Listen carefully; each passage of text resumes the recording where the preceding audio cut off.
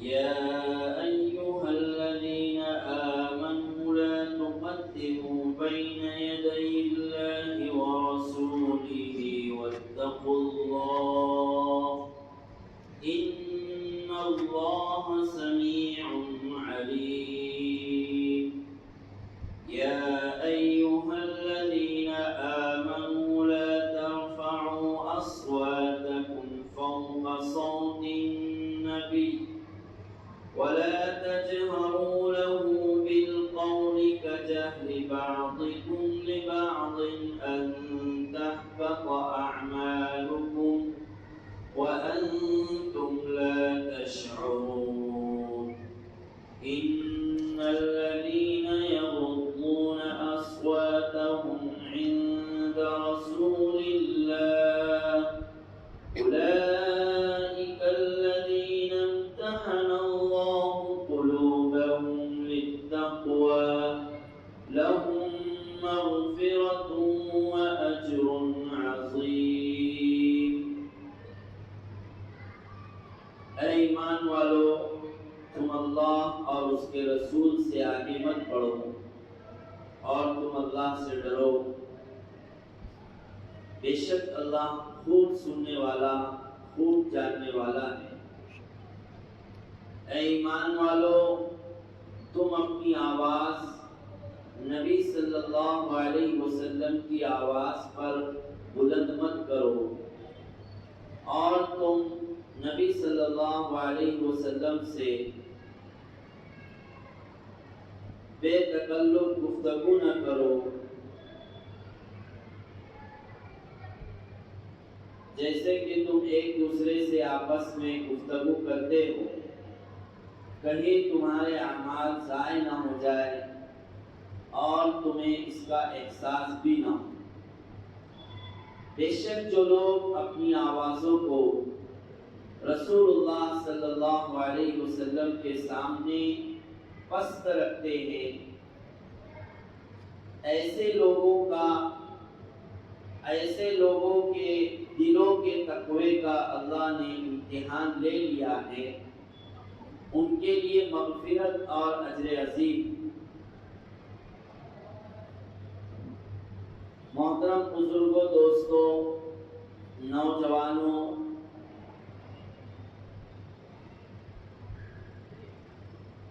درس تفسیر اور درس قرآن کا یہ دوسرا دن ہے۔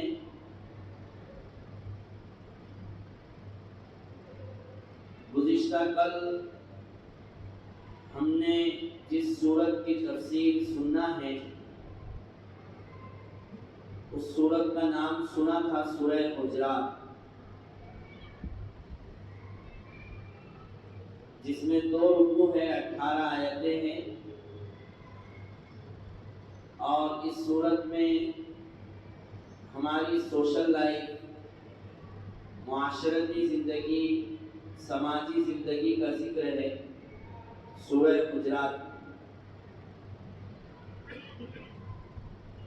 ہم نے سنا تھا کہ 3-4 چیزوں کے مجموعے کا نام ہے: عبادت، اخلاق، معاملات اور معاشرت، سماجی زندگی، جس کا بہتر ہونا، اچھا ہونا ایک ایمان والے کے لیے بہت ضروری ہے کہ اس کی سماجی زندگی، معاشرتی زندگی بھی اچھی ہو، اس کے دین ایمان کے ساتھ، اس کے عبادتوں کے ساتھ ساتھ۔ صحابہ کرام رضی اللہ تعالیٰ عنہ کی زندگیاں اگر ہم پڑھیں گے، سنیں گے اور سنتے رہتے ہیں، حیات الصحابہ کی تعلیم میں بھی سنتے ہیں، فضائل اعمال میں سنتے ہیں، منتخب احادیث میں سنتے ہیں کہ صحابہ کرام کی زندگیاں عبادت کے ساتھ ساتھ ان کی معاشرتی زندگی، سماجی زندگی بڑی اثردار ہوتی ہے۔ کتابوں میں واقعہ لکھا ہے کہ ایک ملک ہے جس کا نام انڈونیشیا ہم جانتے ہیں، اور معلوم ہے کہ دنیا میں وہ ملک ایسا ہے جہاں سب سے زیادہ مسلم آباد ہے۔ ابتدا میں آغاز میں 2 صحابہ کرام اس ملک میں گئے تھے، جیسے آج کل بھی جماعتیں چلتی رہتی ہے، تو 2 صحابہ کرام اس ملک میں داخل ہوئے تجارت اور بزنس کے لیے، لیکن تجارت اور بزنس کے ساتھ انہوں نے اپنی اخلاق، اپنے معاملات اور اپنے سماجی زندگی کو اتنے بہتر انداز میں وہاں کے لوگوں کے سامنے پیش کیا کہ ان 2 صحابہ کے اخلاق اور ان کے معاملات سے متاثر ہو کر وہ پورا کے پورا ملک مسلمان ہو۔ واقعہ لکھا ہے کتاب میں۔ وہ 2 صحابہ کی دین ہے کہ آج بھی اس ملک میں سب سے زیادہ مسلم آباد ہے۔ یہ صحابہ کرام کی زندگیوں کا حال تھا، لیکن افسوس ہے کہ اب ہماری معاشرتی زندگی، ہمارے معاملات اور ہمارے اخلاق ایسے نہیں رہے کہ جو دوسرے لوگوں کے اوپر اثر کر سکے۔ یہ ہم سب جانتے ہیں اچھی طرح سے۔ حضرت مولانا منظور صاحب نعمانی رحمۃ اللہ علیہ، علماء کرام جانتے ہیں، حضرت مولانا سجاد صاحب نعمانی کے والد صاحب ہیں۔ حضرت مولانا سجاد نعمانی صاحب جو حیات ہیں اور جن کی تفسیر عشاء کے بعد لائیو چلتی بھی ہے، موبائل پر دیکھ سکتے ہیں اس کو، بڑی اچھی تفسیر ہوتی ہے حضرت کی۔ تو حضرت مولانا منظور صاحب نعمانی رحمت اللہ علیہ فرمایا کرتے تھے کہ ہم لوگ یہ دیکھتے ہیں کہ اگر کوئی دشمن اسلام کا دشمن کوئی ہمارے مذہب کے بارے میں کوئی غلط کتاب لکھتا ہے، ہمارے نبی صلی اللہ علیہ وسلم کے خلاف میں کوئی لٹریچر لکھتا ہے، نبی صلی اللہ علیہ وسلم کی گستاخی پر کچھ بولتا ہے کوئی دشمن، تو چھوٹے سے چھوٹے ایمان والے کو غصہ آتا ہے، اس کا خون کھولتا ہے، اور ہونا بھی چاہیے۔ نبی پاک صلی اللہ علیہ وسلم سے محبت کا تقاضا یہی ہے کہ ہمارے نبی صلی اللہ علیہ وسلم کی شان میں چھوٹی سی بھی گستاخی ہم برداشت نہیں کریں، ہونا بھی چاہیے۔ لیکن حضرت فرماتے ہیں کہ ذرا سوچنے کی بات ہے ہمیں کہ کیا کسی دشمن نے اگر ہمارے مذہب کے خلاف، ہمارے نبی کے خلاف کوئی کتاب لکھا، کوئی لٹریچر لکھا، کیا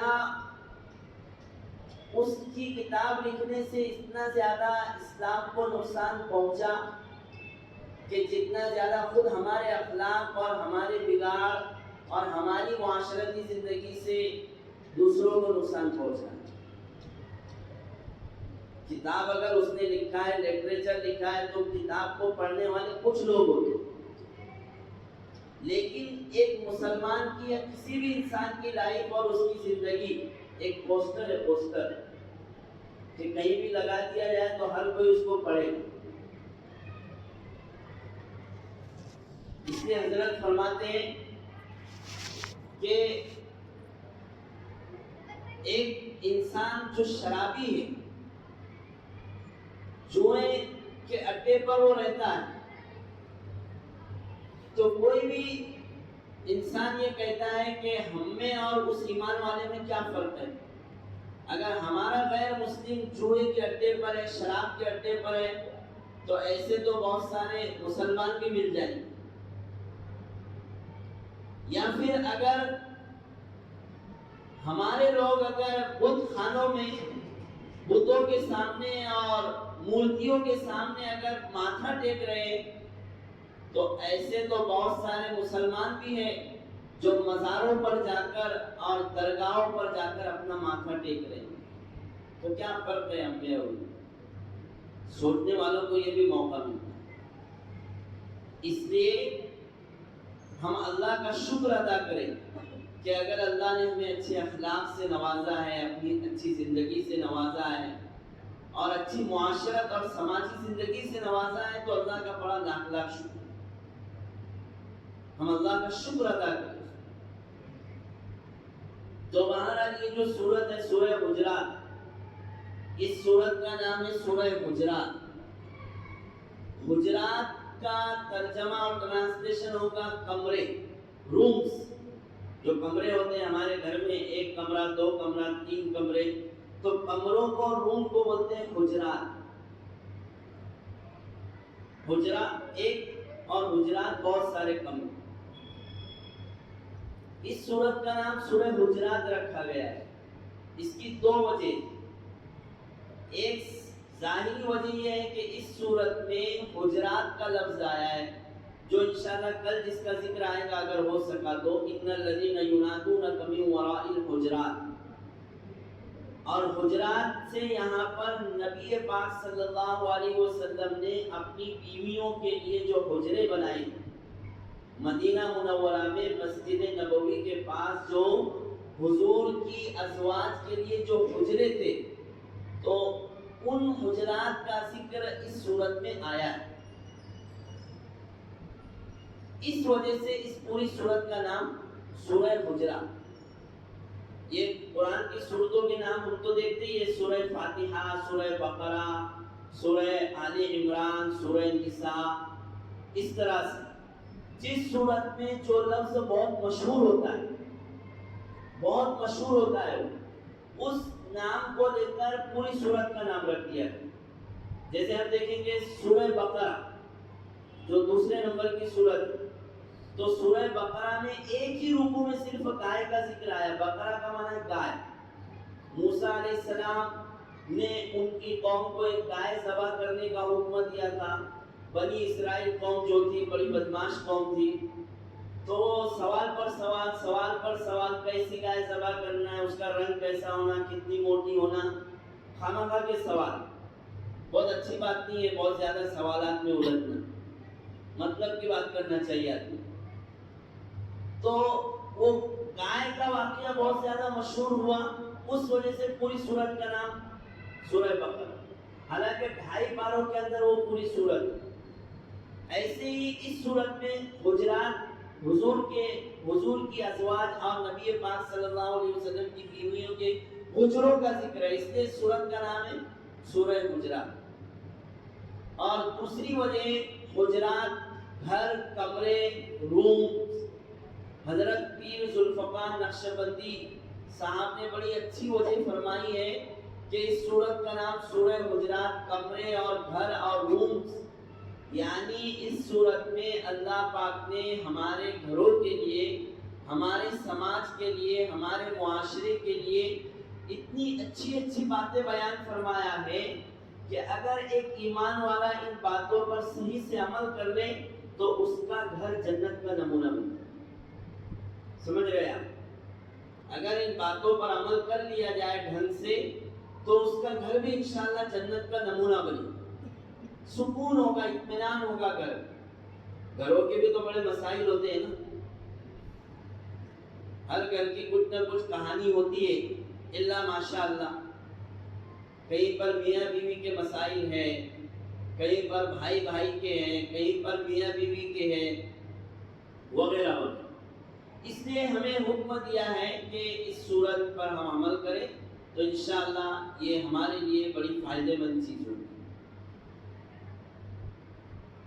سورہ حجرات مدنی صورت، یہ لفظ ہمیں سمجھنا ہے، کچھ چھوٹی چھوٹی باتیں ہیں جو سمجھنے جیسی ہوتی ہے۔ قرآن کریم ہم پڑھتے ہیں، اس کا ترجمہ پڑھتے ہیں تو کچھ باتیں سمجھنے کی جیسی بھی ہوتی ہیں۔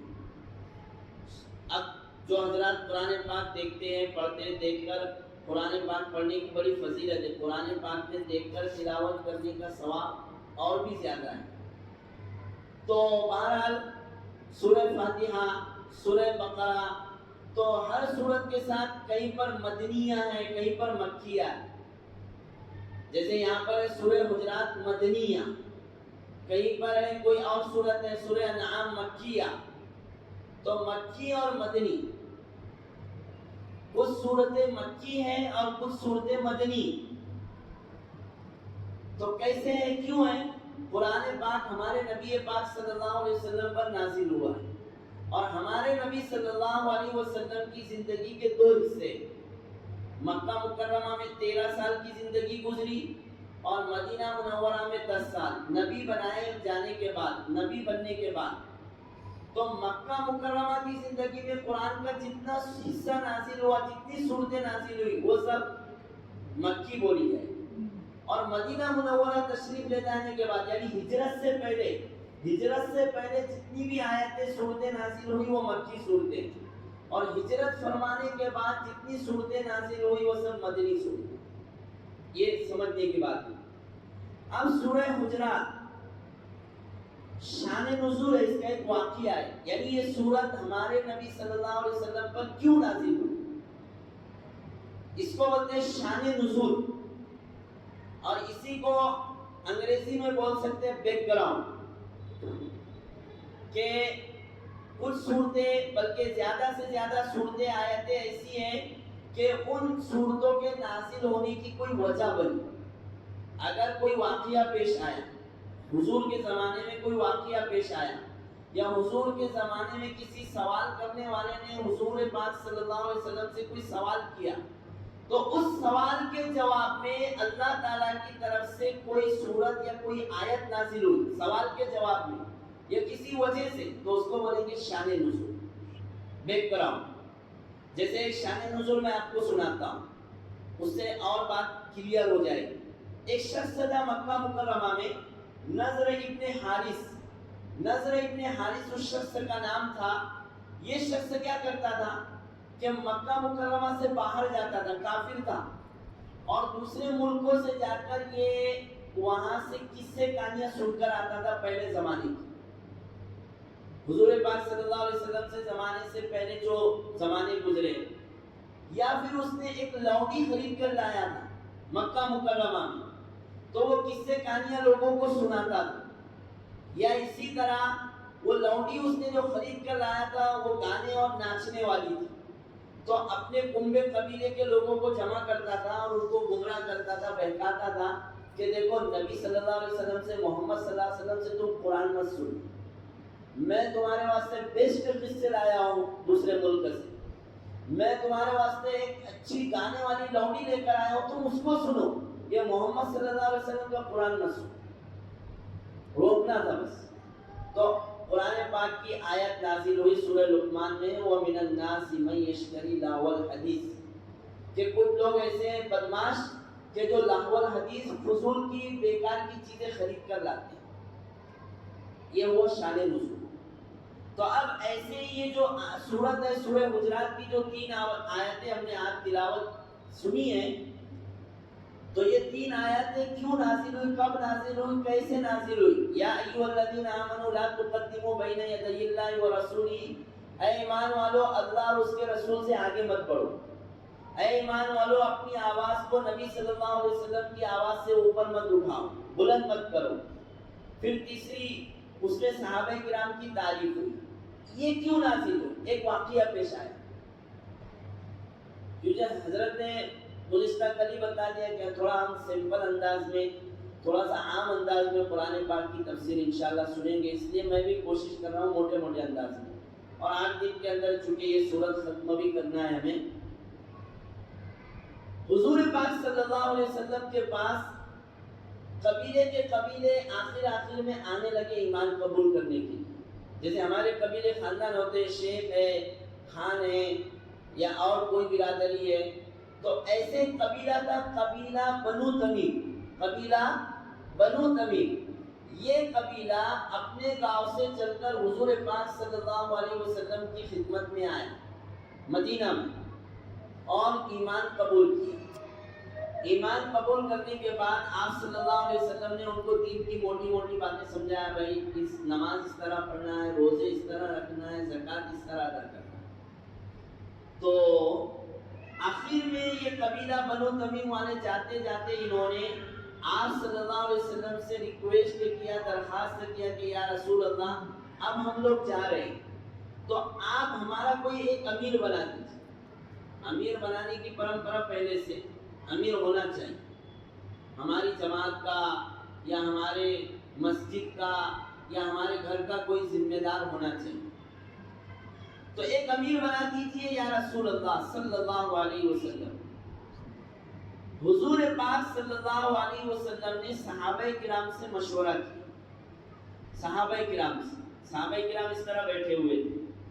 حضرت ابو بکر صدیق بھی تھے، سب سے افضل صحابی، سب سے بڑے صحابی حضرت ابو بکر صدیق، حضرت عمر رضی اللہ عنہ، یہ دونوں صحابہ بھی بیٹھے ہوئے تھے، شیخین بولتے ہیں صحابہ میں سب سے بڑے درجے کے صحابہ، اور بھی صحابہ تھے۔ آپ صلی اللہ علیہ وسلم نے صحابہ کرام سے پوچھا یا رسول اللہ، اے صحابہ کرام بتاؤ قبیلہ بنو تمیم کا امیر کس کو بنایا جائے؟ تو اس میں حضرت ابو بکر صدیق رضی اللہ تعالیٰ عنہ نے اپنی رائے پیش کی کہ یا رسول اللہ میری رائے یہ ہے کہ ایک صحابی ہے جن کا نام ذہن میں نہیں آ رہا ہے، کہ فلاں صحابی کو یا رسول اللہ اس قبیلے کا امیر بنا دیا جائے۔ اور حضرت عمر رضی اللہ تعالیٰ عنہ نے فرمایا یا رسول اللہ میری رائے یہ ہے کہ آپ قعقاع ابن معبد ان صحابی کو قبیلہ بنو تمیم کا امیر بنا دیا۔ دونوں نے اپنی اپنی رائے دینے میں کوئی وہ نہیں ہے، دینا چاہیے رائے۔ اب رائے دینے میں تھوڑی سی بات اونچی ہو گئی دونوں صحابہ کی، دونوں نے کسی ایک نے فرمایا میری رائے یہ ہے کہ ان کو بنایا جائے، انہوں نے فرمایا کہ میری رائے یہ ہے کہ ان کو بنایا جائے، اور تھوڑی آواز بلند ہو گئی۔ انسان ہوتی ہے، لیکن انسان سے خطا ہونے کے بعد اس کا احساس بھی ہونا چاہیے۔ تو اس موقع پر فوراً تنبیہ کرنے کے لیے یہ آیتیں نازل ہوئی، یا ایھا الذین آمنوا لا تقدموا بین یدی اللہ ورسولہ، اے ایمان والو اللہ اور اس کے رسول سے آگے مت بڑھو۔ اے ایمان والو اپنی آواز کو نبی صلی اللہ علیہ وسلم کی آواز کے اوپر مت اٹھاؤ۔ پھر تیسرے نمبر پر جب یہ آیت نازل ہوئی اور حضرت ابو بکر رضی اللہ عنہ نے اور حضرت عمر فاروق نے دیکھا کہ ہم سے جو غلطی ہو گئی یہ نہیں ہونا چاہیے، بہت شرمندہ ہوئے، بہت زیادہ۔ ایسا نہیں کہ اپنی غلطی پر ڈٹے رہے، نہیں، احساس ہو آدمی کو، یہی اس کے ایمان کی اور اس کی مقبولیت کی علامت۔ فوراً توبہ کیا، رسول پاک صلی اللہ علیہ وسلم سے معافی مانگا کہ ہم اپنی رائے سے اور ہم سے جو غلطی ہوئی ہے یا رسول اللہ معافی طلب۔ بلکہ ایسا ہونے لگا کہ اب دوسری مرتبہ جب یہ مجلس میں آنے لگے حضرت ابو بکر صدیق اور حضرت عمر فاروق، تو اتنی آہستہ اور اتنی دھیرے سے بات کرتے تھے کہ ان سے پوچھنا پڑتا تھا ڈبل کہ اب کیا کہہ رہے ہیں۔ یہ صحابہ کرام کے بارے میں ہمیشہ ہمارا عقیدہ اور ہماری سوچ اچھی ہونی چاہیے۔ اصحابی کالنجوم، حضور نے فرما دیا میرے صحابہ ستاروں کے مانند۔ کسی بھی ادنا سے ادنا صحابی کے بارے میں ہمارے دل میں کبھی غلط خیال نہیں۔ رضی اللہ عنہم ورضوا عنہ، اللہ ان سے راضی ہو گیا، وہ اللہ سے راضی ہو گیا۔ بہرحال ایک صحابی تھے، وہ ذہن میں آ رہا ہے میرا، کہ ایک صحابی تھے، ان کا نام تھا ثابت بن قیس بن شماس۔ ان کی فطری اور پیدائشی طور پر آواز ہی بہت پہاڑی آواز تھی، ہم بولتے ہیں اس کو بہت پہاڑی آواز، بہت بلند آواز تھی ان کی، بات کرتے تھے تو بہت اونچی آواز سے بولتے، حالانکہ ان کا مقصد اچھا ہوتا تھا۔ تو جب یہ آیت نازل ہوئی کہ اپنی آواز کو نبی صلی اللہ علیہ وسلم کی آواز سے اونچی مت کرو، تو یہ تو گھر سے باہر نکلنا ہی چھوڑ دیا انہوں نے، ثابت بن قیس، کہ نبی صلی اللہ علیہ وسلم کے سامنے میری آواز اونچی ہو جائے، یہ کیسے ہو سکتا، ڈر گئے۔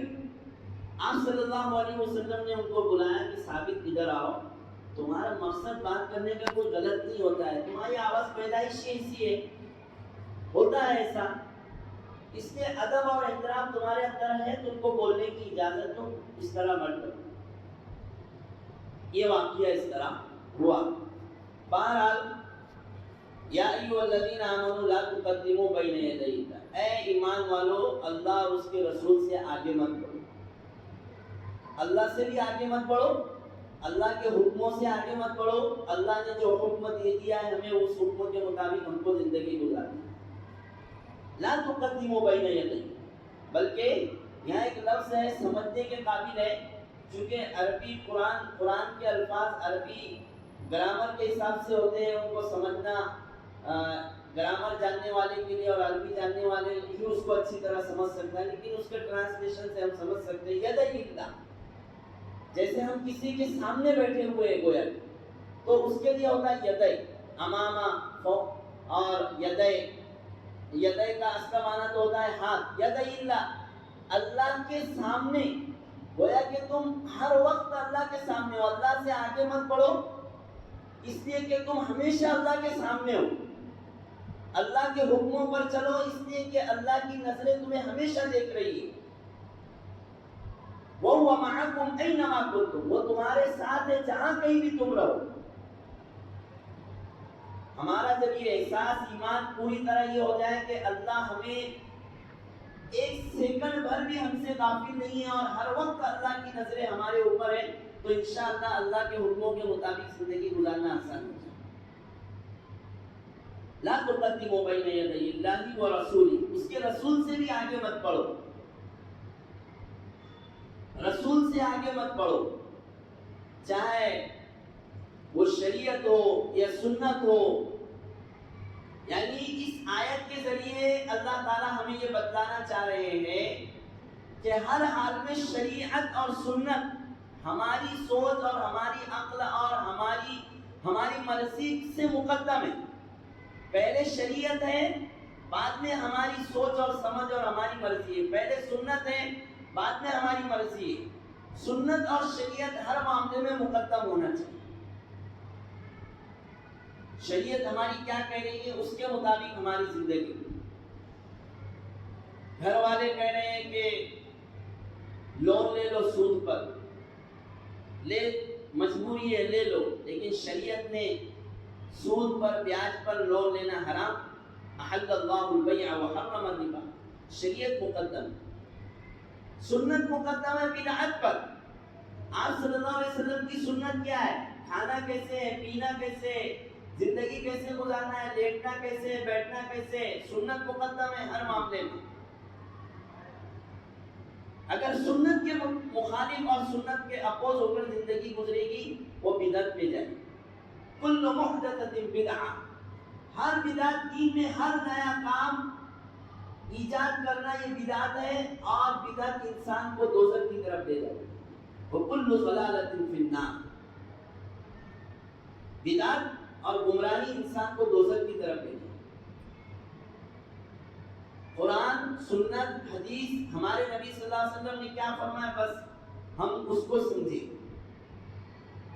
بڑی عجیب حدیث پا کر میں نے ابھی کچھ دنوں پہلے بچوں کو پڑھایا تھا، ریاض الصالحین حدیث کی کتاب ہے، علماء کرام جانتے ہیں حدیث پا کہ کچھ لوگ کل قیامت میں لائے جائیں اور ان کا فیصلہ دوزخ میں ہو۔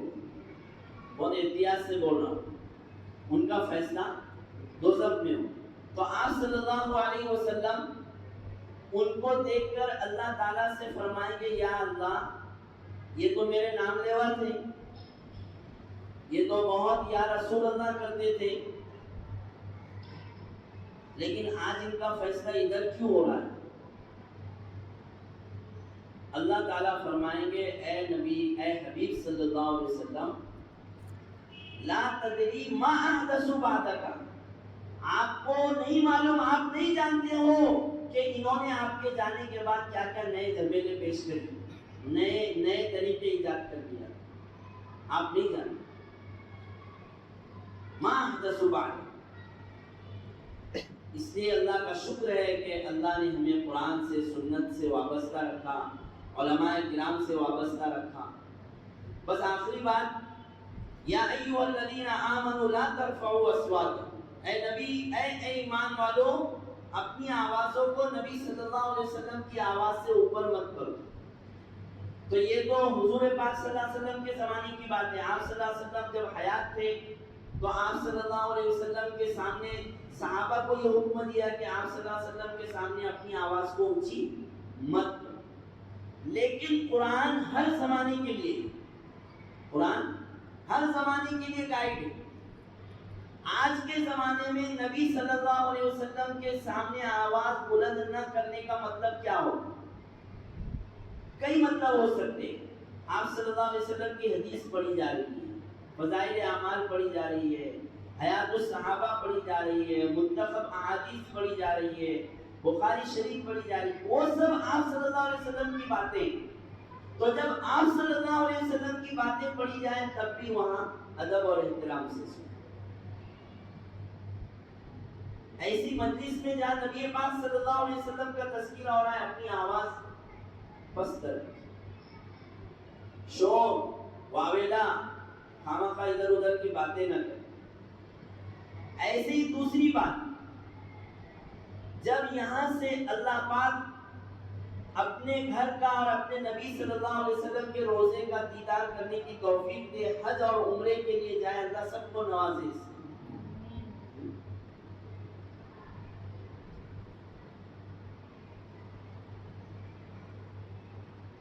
عمرہ ہو یا حج ہو، بڑی سعادت ہے. آپ صلی اللہ علیہ وسلم کے روضہ مبارکہ پر جب حاضری ہو، مواجہہ شریف ہو، وہاں جب حاضری کا موقع ملے، بڑی سعادت ہے. حدیث پاک میں آپ صلی اللہ علیہ وسلم کے روضہ اطہر پر حضور نے فرمایا، من زار قبری وجبت لہ شفاعت، جس نے بھی میری قبر کی زیارت کر لیا میری شفاعت اس کے لیے واجب. یعنی ایمان پر خاتمہ ضرور ہوگا انشاءاللہ. جب حضور کی شفاعت نصیب ہوگی تو پھر ایمان پر خاتمہ بھی ہوگا. تو حضور کے روضے کی زیارت ہمارے لیے شفاعت کا ذریعہ ہے. ویسے تو یہ بھی حدیث ہے، شفاعتی لأہل الکبائر من امتی، کہ میری شفاعت میری امت کے بڑے گنہگاروں کے لیے بھی ہوگی. بہرحال جب نبی پاک صلی اللہ علیہ وسلم کے روضے پر حاضری ہو اور ریاض الجنہ میں حاضری ہو تو ادب اور احترام کے ساتھ، پورے عاجزی کے ساتھ. وہاں جب کچھ پڑھنا ہو تو بہت زور سے بھی نہ پڑھیں، روضہ اطہر کے سامنے.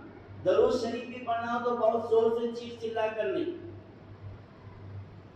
کیونکہ آپ صلی اللہ علیہ وسلم نے خود فرمایا ہے کہ جب دور سے کوئی میرے اوپر درود شریف پڑھتا ہے یہاں سے تو مجھے پہنچایا جاتا ہے، اور جب وہاں آ کر روضے کے پاس آ کر کوئی درود شریف پڑھتا ہے تو میں سنتا ہوں. حضور فرمانے میں سنتا ہوں. الانبیاء احیاء فی قبورہم، انبیاء اپنی قبروں میں حیات ہیں. اب وہ جیسے بھی ہیں، ہمارا عقیدہ صرف ہو کہ حیات انبیاء علیہ السلام اپنی قبروں میں. اب وہ کس طرح ہے وہ اللہ تعالیٰ جانتا ہے، وہ ایک لمبی تفصیل ہے، وہ عقیدے کی بات ہے. بہرحال آپ صلی اللہ علیہ وسلم سنتے تو وہاں جب پڑھے تو آہستہ پڑھے. اور دو بات وہاں پر کرنا چاہیے. دو بات جب روضے اطہر پر آپ صلی اللہ علیہ وسلم کے روضے پر جب پہنچے تو دو باتیں خاص طور سے وہاں کرنی چاہیے. ایک بات تو یہ کہ وہاں جا کر کلمہ شہادت پڑھیں، اشہد ان لا الہ الا اللہ و اشہد ان محمدا عبدہ و رسولہ، تاکہ ہم رسول اللہ صلی اللہ علیہ وسلم سے یہ کہہ سکیں کہ اے اللہ کے رسول، یا رسول اللہ، آپ میرے ایمان کی گواہی دینا قیام. میں آپ کے سامنے کلمہ شہادت اس لیے پڑھ رہا ہوں کہ آپ میرے ایمان کی گواہی. اور دوسری بات کہ استغفار پڑھے وہاں پر، وَلَوْ أَنَّهُمْ ظَلَمُوا أَنفُسَهُمْ فَاسْتَغْفَرُوا اللَّهَ، کہ استغفار وہاں استغفار کی کثرت پڑھے، استغفر اللہ ربی من کل ذنب واتوب الیہ. اس طرح استغفار پڑھتے رہے.